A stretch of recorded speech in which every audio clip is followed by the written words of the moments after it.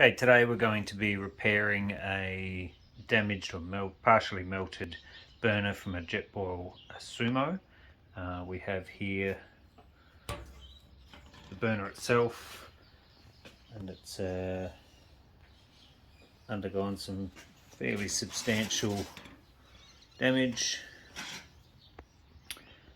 predominantly to the shroud and also to the igniter itself.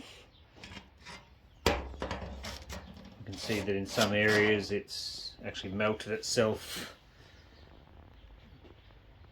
to the upper pan, and we're going to be installing a new shroud and a new igniter.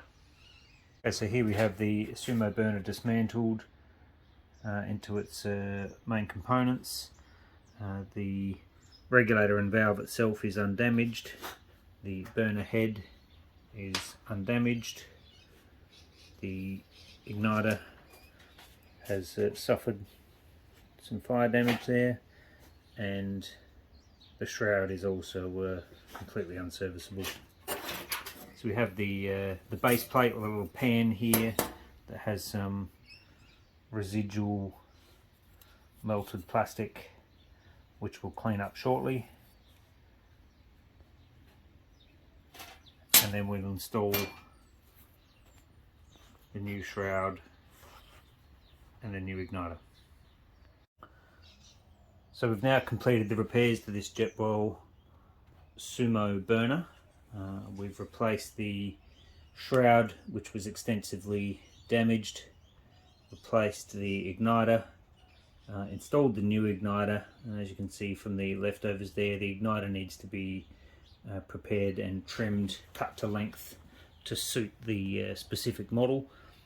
That's now been installed. The base plates had the excessive melted plastic removed, and we're now, having completed the assembly, we'll test the igniter, and once we know the igniter functions, we'll fit it to the Jetboil fuel canister, conduct a test burn, and then get this ready to send back to our customer. The refurbished repaired burner has been installed on the gas canister. I'll just do a quick test to make sure that the igniter functions. Yep, we've got a nice clear spark there. So now we know the igniter functions correctly, we're going to do a test burn.